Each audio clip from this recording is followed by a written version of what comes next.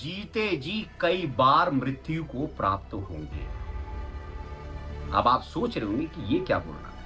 असल में हमारे संत रविदास जी ये बात को लिख कर गए हैं कि वो जीते जी कई बार मरेगा। तो आज हम इस पर बात करने वाले हैं। संत रविदास भविष्यवाणी लिखकर गए हैं और वो इतनी लंबी भविष्यवाणी लिखकर गए हैं कि जब अवतार आएगा वो क्या क्या करेगा, दुनिया में क्या क्या होगा, वो सब बता कर गए हैं।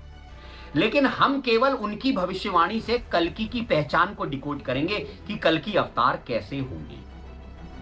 आज आपको कल्कि का असली स्वरूप बता दूंगा कि कल्कि अवतार कहीं आपके आसपास में ही तो घूम नहीं रहे। तो स्टार्ट करते हैं। सबसे पहले अगर आप अभी गूगल करेंगे संत रविदास भविष्यवाणी तो आपको यह भविष्यवाणी मिल जाएगी। इसकी हम शुरू की 6 लाइनें पढ़ेंगे क्योंकि शुरू की 6 लाइनों में कल्कि अवतार की पूरी पहचान दी है, पर इसको बड़ी बारीकी से समझना होगा। तो स्टार्ट करते हैं। भारत में अवतारी होगा, यानी वो जो कल्कि अवतार होगा वो भारत के अंदर होगा। तो आपको पता ही है, धर्मशास्त्रों में भी लिखा है। दर्शकों, जब हम संत रविदास जी की इन पंक्तियों को संत रामपाल जी महाराज के जीवन पर परखते हैं तो यह महज इत्तेफाक नहीं बल्कि एक प्रामाणिक सत्य की तरह उभरता है। जैसा कि पहली ही भविष्यवाणी को डिकोड करते हैं, भारत में अवतारी होगा। संत रविदास जी ने स्पष्ट कहा था कि वह शक्ति भारत की भूमि पर आएगी। संत रामपाल जी महाराज का जन्म 8 सितंबर 1951 को भारत हरियाणा के जिला सोनीपत के धनाना गांव में हुआ और इस बात की पुष्टि अनेकों भविष्यवाणियां कर रही हैं। आगे देखिए। आगे आ जाते हैं। जो अति विस्मयकारी होगा, यानी जो बहुत ही अद्भुत प्रकार का ज्ञानी होगा, वो पल भर में किसी सांसारिक ज्ञान इतना जानता होगा, पल भर में वो आध्यात्मिक ज्ञान में घुस जाएगा। मतलब आप ऐसा समझिए, विस्मयकारी का मतलब ये है कि लोग उसे देखकर कह ही नहीं पाएंगे कि इसके अंदर से आध्यात्म की बातें निकलने वाली हैं। वो अति विस्मयकारी होगा। संत रविदास जी की यह पंक्ति सबसे अधिक हैरान करने वाली है। विस्मयकारी का मतलब होता है ऐसा जिसे देखकर बुद्धि चकित रह जाए, जिस पर यकीन करना मुश्किल लगे। संत रामपाल जी महाराज को देखिए, वे किसी पारंपरिक बाबा की तरह नहीं दिखते। एक साधारण व्यक्ति जो पहले सिंचाई विभाग में जूनियर इंजीनियर थे, एक ऐसा इंसान जो आम नौकरी करता था, अचानक ऐसा ज्ञान देना शुरू करता है जिसे हजारों सालों से बड़े बड़े विद्वान और शंकराचार्य भी नहीं समझ पाए। जब उन्होंने पहली बार कहा कि कबीर ही पूर्ण परमात्मा है, तो दुनिया को यह कैसे संभव लगेगा। लोगों ने मजाक उड़ाया, यकीन नहीं किया। लेकिन संत रामपाल जी महाराज ने श्रीमद् भगवद गीता, ऋग्वेद, पवित्र कुरान और बाइबल जैसे ग्रंथों से प्रमाण देकर दिखाया कि कबीर साहिब ही पूर्ण परमात्मा है, जिसे आज दुनिया स्वीकार कर रही है। अब आगे देखिए। आगे कह रहे हैं ज्ञानी और विज्ञानी होगा। अब ये लाइन तो एक लिखी है लेकिन इसमें सारा रहस्य छिपा है। ज्ञानी और विज्ञानी होगा, यानी वो ज्ञानी भी होगा, आध्यात्मिक तो होगा, लेकिन विज्ञानी भी होगा, लेकिन आध्यात्म को विज्ञान से मिलाकर देखेगा। जो बात विज्ञान में नहीं है और आध्यात्म में है वो उसको फेल कर देगा, और जो बात आध्यात्म में और विज्ञान में नहीं है वो उसको फेल कर देगा। यानी वो प्रैक्टिकल ज्ञान पर भरोसा रखता होगा। जैसे आज कितनी तरह की प्रथाएं और प्रथा चल रही हैं, कल की बिल्कुल ऐसे नहीं होंगे इन प्रथाओं का समर्थन करने वाले। जैसे कबीर थे प्रैक्टिकल ज्ञान रखने वाले, हर चीज को प्रैक्टिकली बताते थे, तो ऐसे ही कल्कि भी होंगे। तो ज्ञानी और विज्ञानी होगा, यानी ज्ञान और विज्ञान दोनों को साथ लेकर चलेगा। यानी आजकल की पढ़ाई लिखाई को वो ये नहीं कहेगा आजकल की पढ़ाई लिखाई तो बुरी है, जैसे आजकल के लोग कहते हैं कि आजकल की पढ़ाई लिखाई में कुछ नहीं रखा, आजकल की पढ़ाई लिखाई तो बेकार है, आजकल के बच्चे बेकार हैं। तो ज्ञानी और विज्ञानी होगा। ज्ञानी और विज्ञानी होगा। संत रविदास जी ने कहा था कि वह कबीर साहिब की तरह प्रैक्टिकल होगा। संत रामपाल जी महाराज ने रटी रटाई बातों के बजाय श्रीमद् भगवद गीता, चारों वेद, कुरान, बाइबल और गुरु ग्रंथ साहिब को खोलकर प्रमाण दिया है। जैसे विज्ञान प्रयोग पर भरोसा करता है, वैसे ही उन्होंने सिद्ध किया है कि ईश्वर साकार है और उसकी भक्ति वैज्ञानिक सिद्धांतों पर आधारित है। संत रामपाल जी महाराज विज्ञान को परमेश्वर का ही वरदान बताते हैं। वे अंधविश्वास नहीं बल्कि तत्व ज्ञान देते हैं।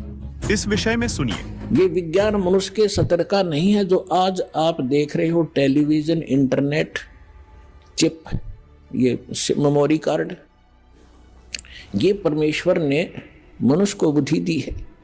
न 4 युग का इतिहास आपके पास है। ढंग से कोई बैलगाड़ी भी नहीं रखा करते थे, टूटी फूटी घसीटे अंडा करते थे।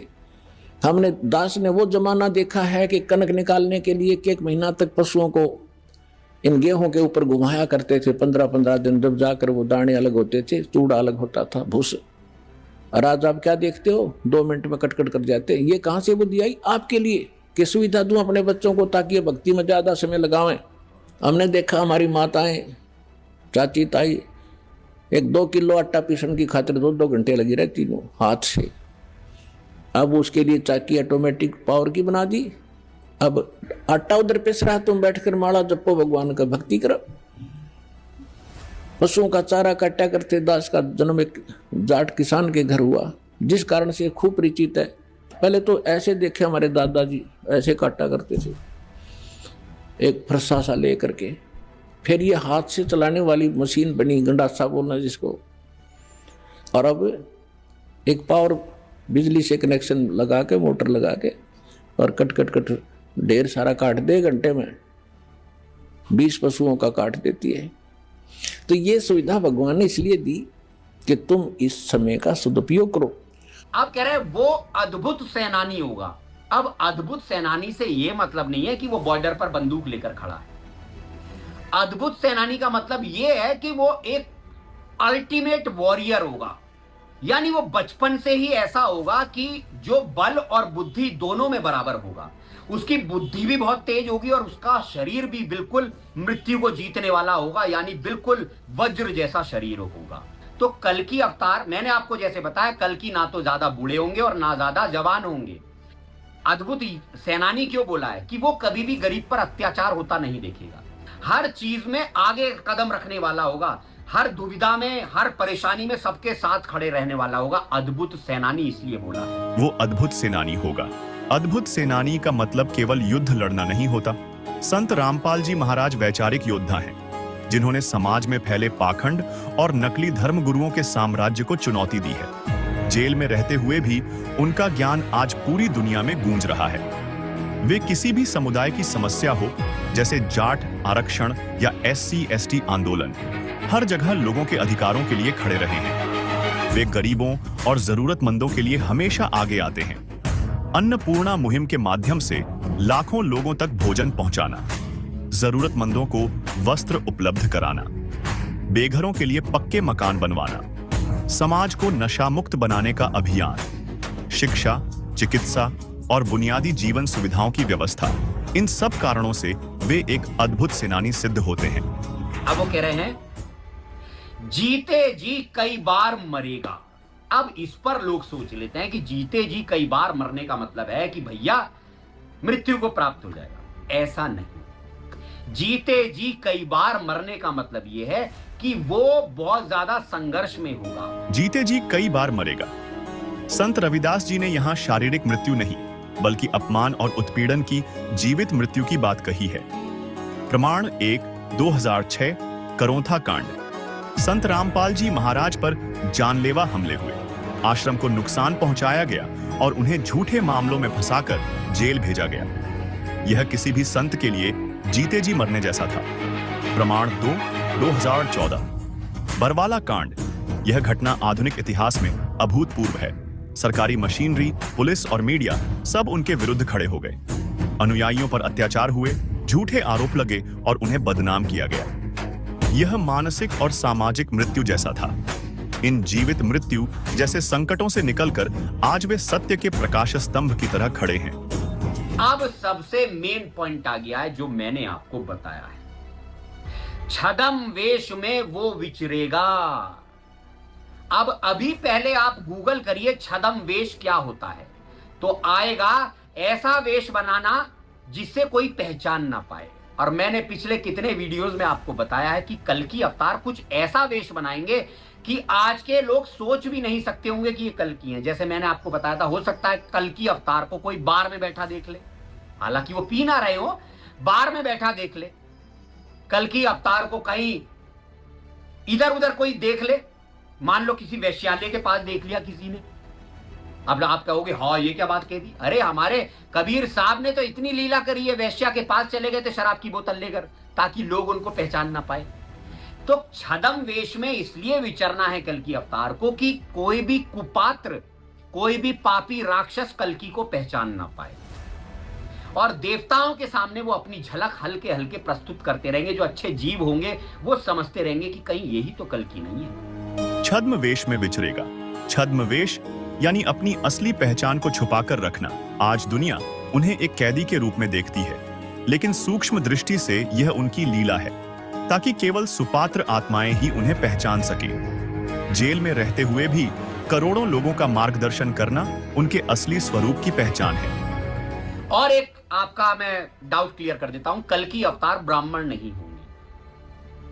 अवतार हमेशा क्षत्रिय ही हुआ है। राम क्षत्रिय थे, कृष्ण क्षत्रिय थे, कल्कि भी क्षत्रिय होंगे। ब्रह्म विद्या जानने के कारण उनको ब्राह्मण बोला जाएगा। ब्राह्मण ये नहीं कि कोई ब्राह्मण घर में पैदा हो गया या फिर माला पहन ली तो वो ब्राह्मण हो गया। ब्रह्म विद्या जो जानता है उसे ब्राह्मण बोला जाता है। तो कल्कि ब्रह्म विद्या जानते होंगे, इसलिए इनको ब्राह्मण बोला गया। यहाँ पर इस भाई ने बताया कि वह अवतार ब्राह्मण जाति में नहीं होगा, क्षत्रिय जाति से होगा। तो आपको बता दें, संत रामपाल जी महाराज ब्राह्मण जाति से नहीं आते, वे जाट वर्ण से हैं, जो क्षत्रिय श्रेणी में माना जाता है। हालांकि वे स्वयं जाति पाति के विरोधी हैं और कहते हैं जीव हमारी जाति है, मानव धर्म हमारा, हिंदू मुस्लिम सिख ईसाई धर्म नहीं कोई न्यारा। दर्शकों, संत रविदास जी की वाणी का एक एक शब्द संत रामपाल जी महाराज के जीवन की घटनाओं से मेल खाता है। यह कोई साधारण संयोग नहीं। जिसे दुनिया आज अपराधी मान रही है, वही वास्तव में उस महान परिवर्तन का सूत्रधार है जिसकी प्रतीक्षा सदियों से की जा रही थी। सुन लो दुनिया।